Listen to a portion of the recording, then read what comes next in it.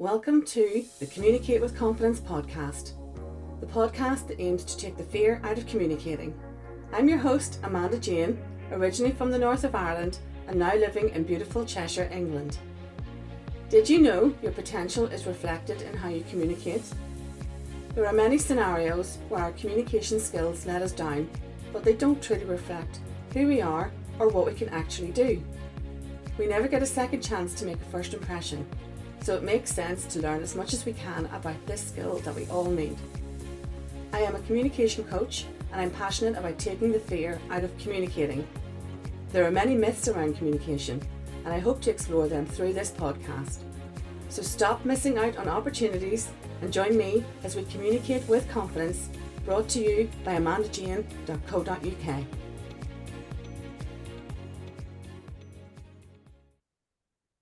Hello everyone and welcome to the Communicate with Confidence podcast, and I'm your host Amanda Jane, and today I have with me Ollie Daniels. Hello Ollie. Hi.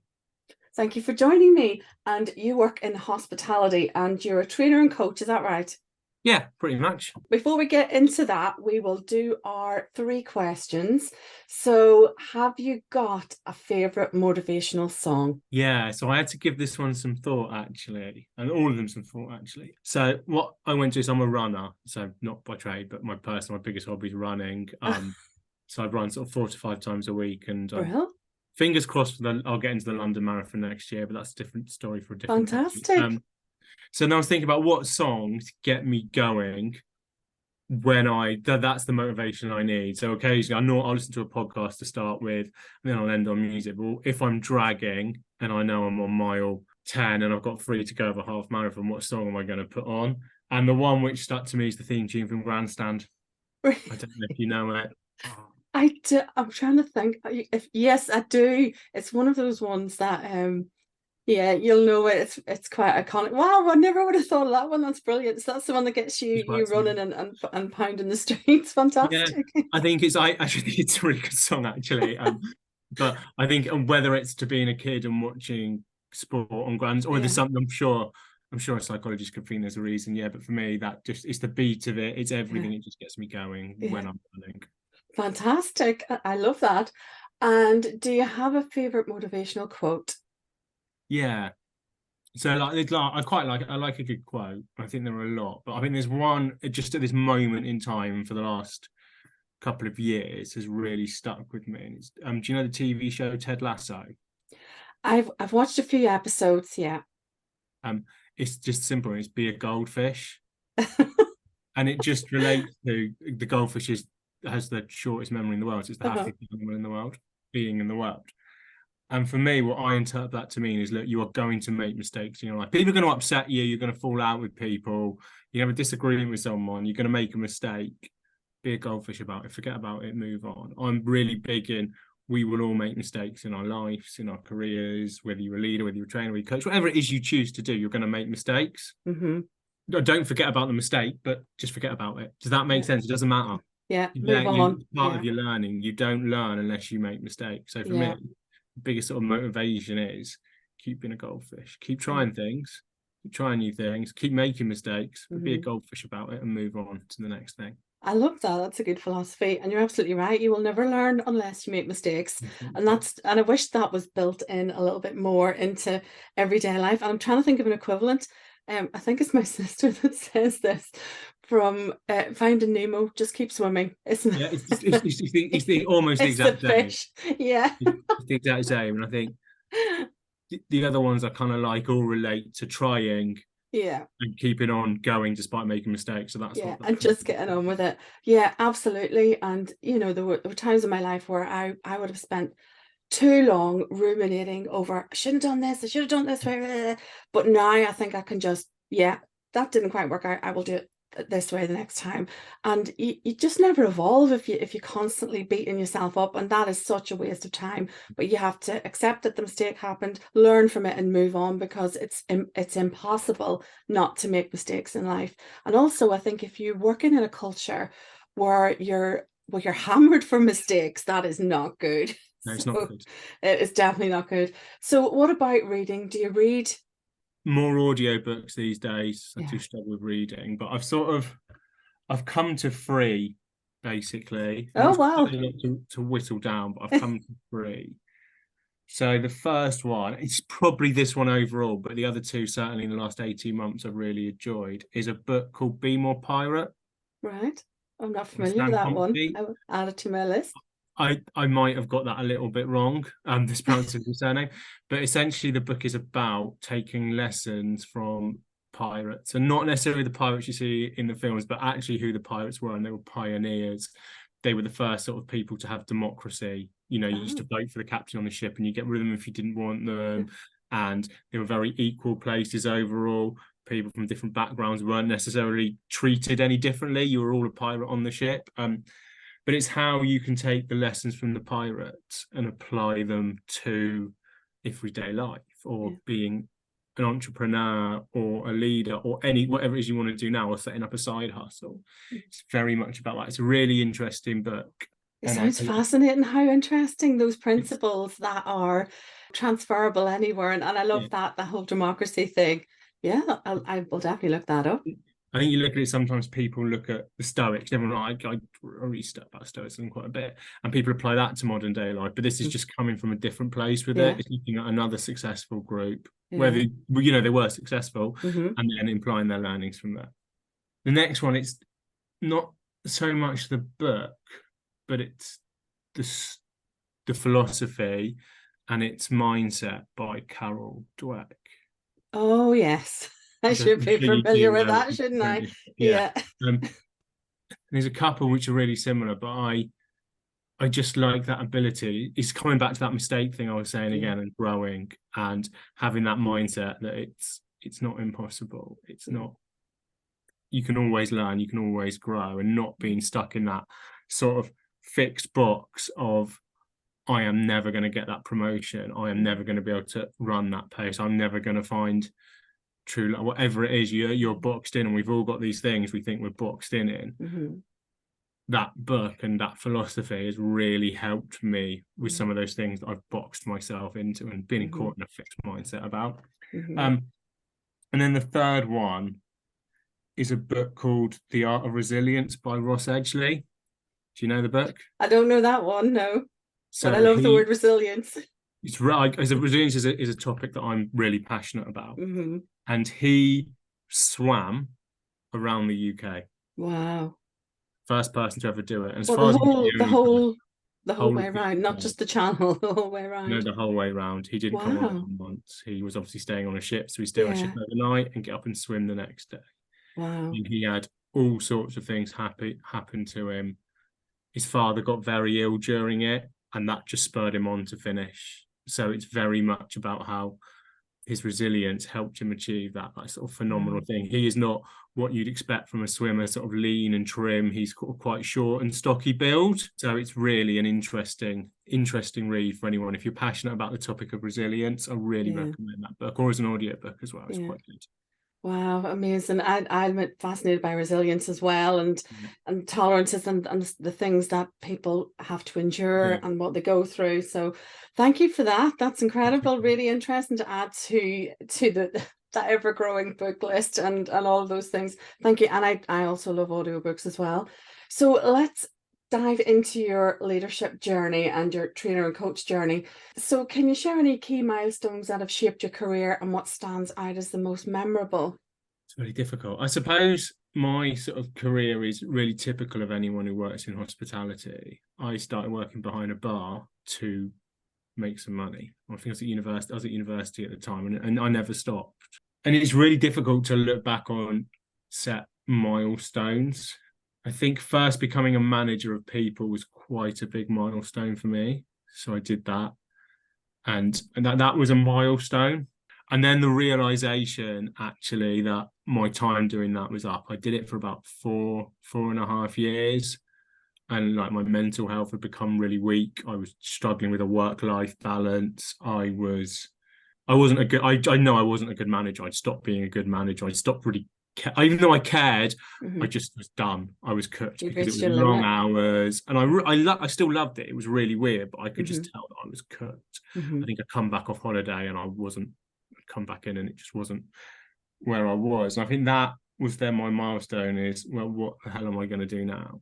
Because I've been working towards this for a long time, and I'd always liked the idea of training and sort of that. And then literally within a few months, I was in the training team in the company I'm in, where I was doing a few things. Then COVID hit, which was lovely. I did my first apprenticeship during COVID, and then I suppose an opportunity came to sort of, well, what apprenticeship am I going to do next?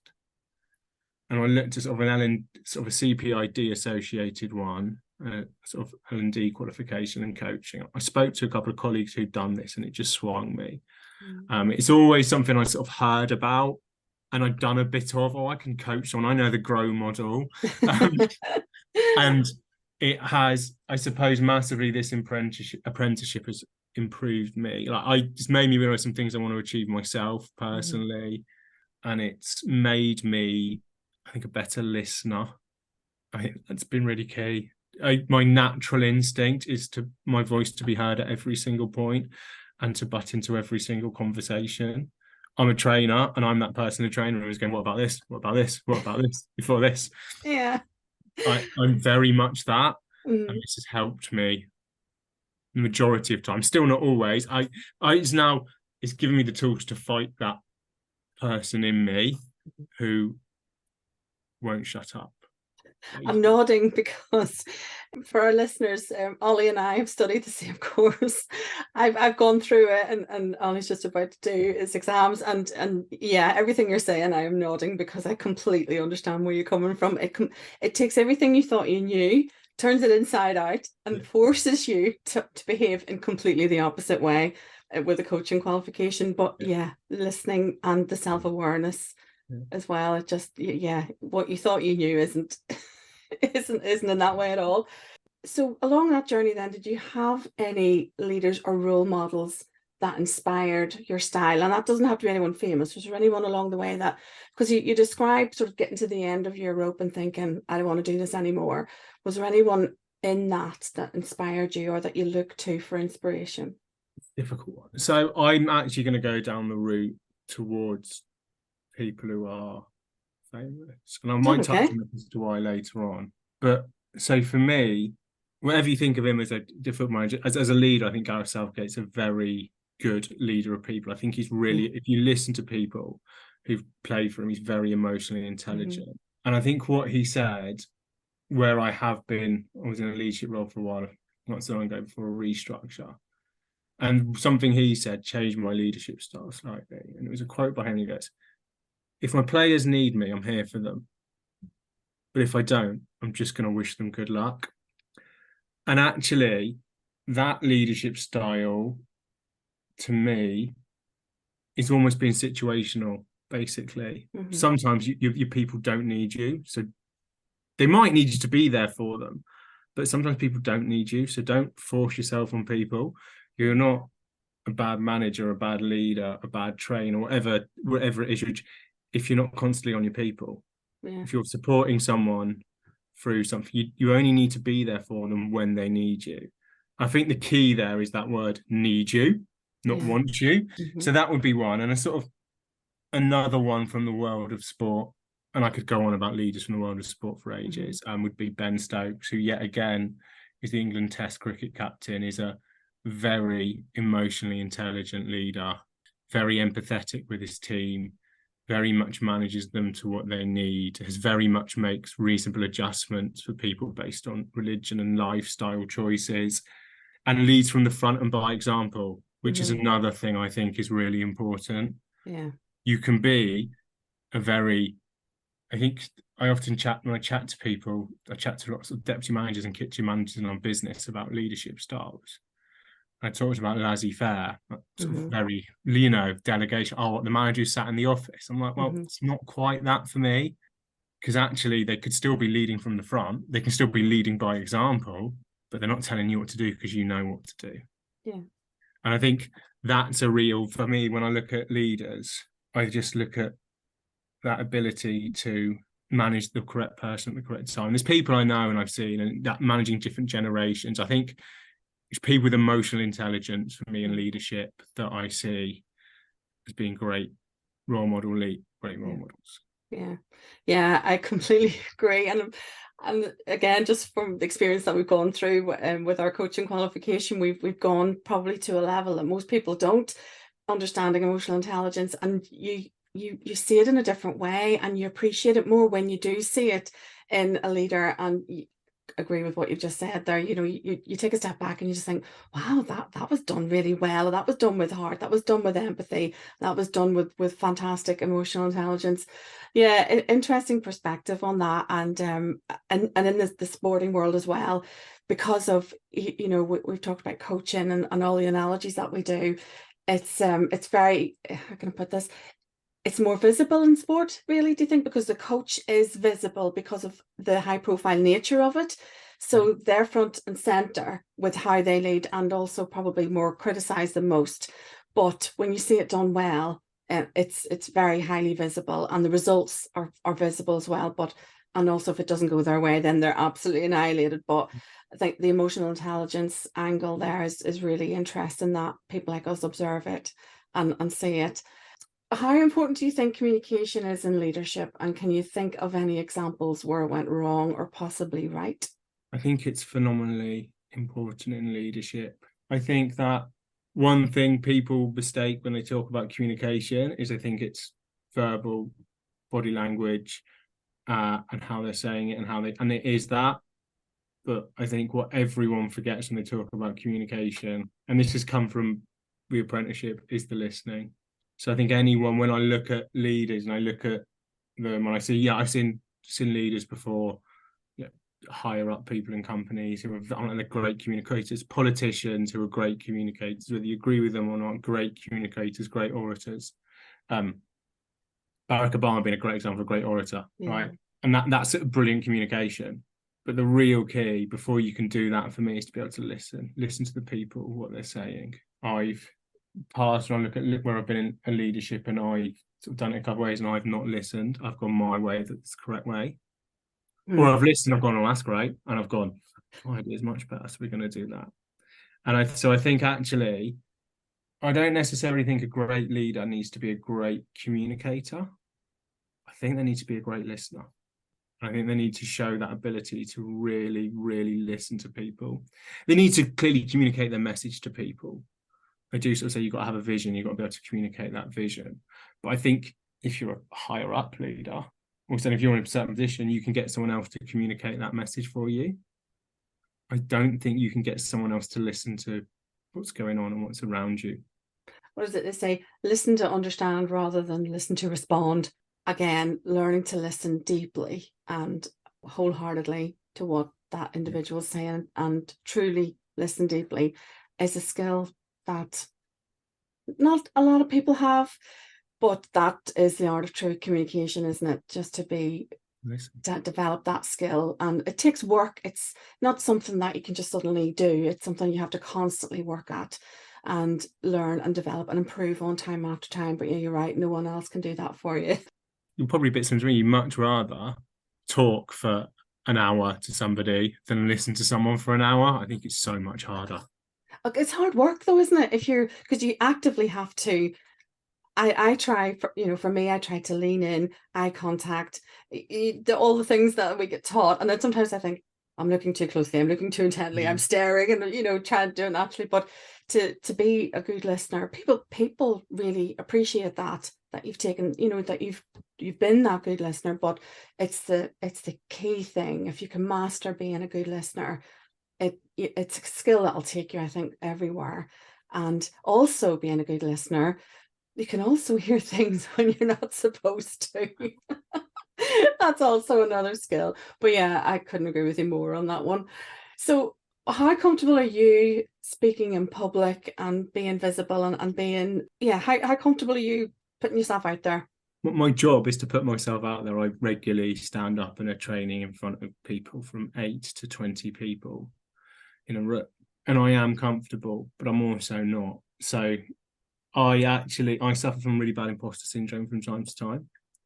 I didn't really know what it was for a while until someone sort of spoke to me about it. So an example would be like last night, with that imposter syndrome in my head, going, you got to do this podcast tomorrow. Like, who are you to be on it? Credentials, like very much that. now in my current job or sort of previous where I've been training, if I am training a group on something, well, you never did this when you worked in pubs. You never did it that way. Who are you to tell these people? Remember that time you didn't do it that way? And that sets me back and has done. But what I've done now is I've noticed it and I've named it.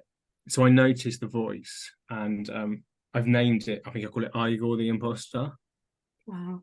There's a vision of what it looks like in my head. So the Demogorgon from Stranger Things, something very similar, like sort of like massive sci-fi thing of all my bad thoughts. And all I do is I go, yeah, thanks for that. Thank you for raising that to me, because you've now given me the motivation to prove you wrong. So I am actually really comfortable standing up and communicating with people. Maybe less comfortable on social media, but certainly in a room of people, I'm comfortable. But I will always have that voice of doubt and that imposter syndrome in my head. But I now have a tool to manage it. And I go, oh, thank you. Thank you for raising that concern to me. I'm going to prove you wrong. Or I know you're wrong because I've done this before. Or actually, what you're telling me doesn't actually matter. Wow, that's incredible. It's an incredible description, and thank you for sharing that. I've been really interested in imposter syndrome and spent quite a lot of time studying it. Obviously, when I was studying my coaching qualification, and it can be really, really debilitating. It can stop people in their tracks, and doing a lot of inner work, as you've obviously done, it can free you so completely. And for me, what I did, I find really useful was journaling, and not in the sense of writing reams and reams and reams of paper, but mine was evidence-based. So I went through the same thing that you did. Who do you think you are doing this? Who's going to listen to your podcast and all of those things? And prior to that, I got a journal and I wrote down all the achievements that I had had in my job and life and all the things. So when the voice started coming in, I would get my book and go, haha, here's the evidence. You did this. And I listed them, and I still have it, and I wheel it out every now and again, because it was evidence-based for me, because the voice in my head was going, oh, you're terrible at this, you're no good at that. But I knew that I had to reprogram my brain and my internal dialogue to say, well, actually, you're not that bad at that, but also you don't have to be the expert. I was almost pitting myself to be, I have to be the best at this. And then I just thought, well, actually, you know what? I don't have to be the best at this.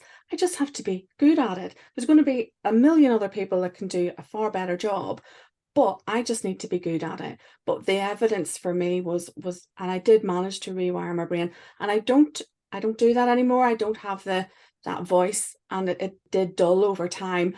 But I also learned as well, like you said, you acknowledged it. Thanks for that. Gone with that. Now I just do it. I just get on. I do the scary things, and I don't let that voice bother me anymore. I just do the crazy things. And this is where I find myself hosting a podcast.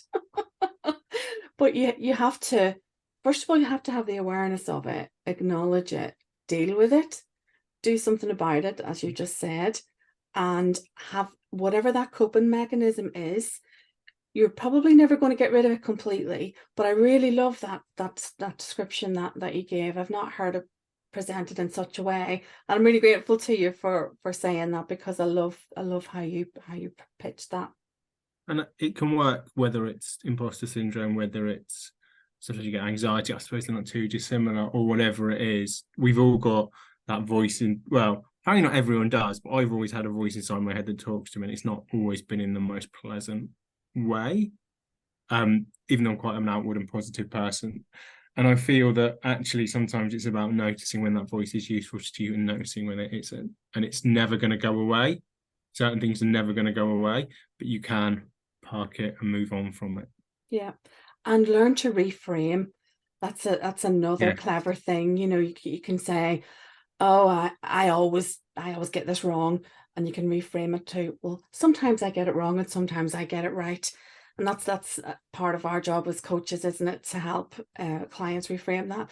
But again, it's catching it and having that awareness of it. And I would confidently say that, and I know this to be true, a lot of successful people that I've met anyway, they may come across as having it all, knowing what they're doing, And you would never believe that they have the anxiety or that negative internal voice, but I know that they do. And I've been quite shocked, and obviously not expressed my shock, but you would be pretty amazed. And I think everybody has that. You're only human. Everybody has that doubt in their mind about themselves. And, they get on and they do it. And, someone will come to you afterwards and they'll say, was that okay? And you think, wow, why are you asking me if that was okay? You're the expert. But and that thought comforts me. And I think, well, wow, that person's so successful. They're brilliant at this, and even they're worried about their performance.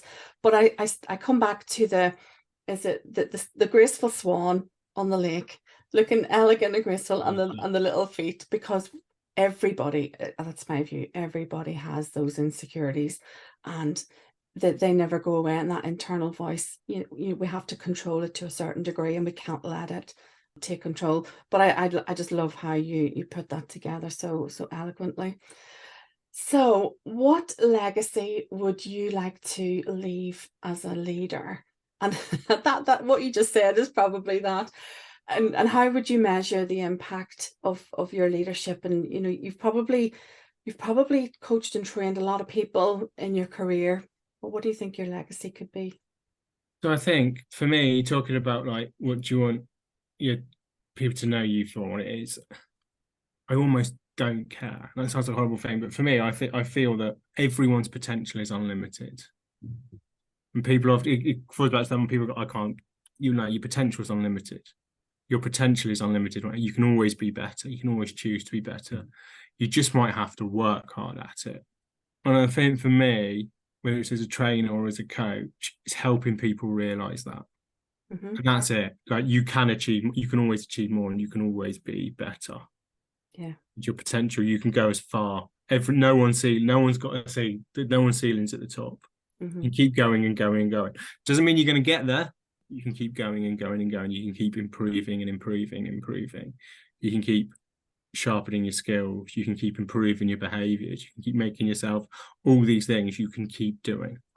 Yeah. So I think for me, that's it. I suppose I'd like my impact to be on the people I work with and I'm around, help them realise that their potential is unlimited. That's pretty good to work in a coaching environment, to know that you can help someone aim higher, work harder. You can send them off in a direction, and to be that person that can help people find that in themselves. I think that's a real privilege. And I've always loved the coaching philosophy, and I've loved being around coaches, working with coaches. It is a real privilege to be in, and to not care about being judged or anything like that, to just get on with it, I think is perfectly liberating. It's just a real privilege. So Ollie, when do you do your exams? Are they coming up? 50, so a week today or week tomorrow? Week today. My goodness. Today is my first exam for my apprenticeship, my only exam, and then the rest of my assessments are in June. And how are you feeling about them? Nervous, particularly about the exam, because I'm better at talking about the information I know, and if someone asks me a question, I can think, and I'm a more verbal communicator than a written communicator. Mm-hmm. Yeah. So that's something that I'm quite nervous about, but it is what it is. I know my stuff. That's a frustrating thing. There's a couple of bits that I know I'm not 100% on, but I know overall I know my stuff. Well, having been through the experience myself, I wish you the very best of luck. And I agree. I find the conversation part so much easier because I can think on my feet, and exams are exams. And I never imagined when I was at school that I would be doing exams in adulthood, but it's something that I've always done. I always seem to have a course on the go. I'm always learning. I'm just naturally curious about a lot of things, and it never stops with me. So it's just something that I love. My personal development never ends. But I wish you the very best in your exams, and maybe you can come back again on my podcast and tell me how you got on. Oh yeah, definitely. when I pass, I shouldn't say it, but when I pass. Oh, when you pass. Well, thank you so much. It's been an absolute pleasure, and thank you for your insights. It's been absolutely fascinating. Thank you very much for having me on, Amanda. Thank you for listening to the Communicate with Confidence podcast today, and special thanks to my guest, Ollie Daniels.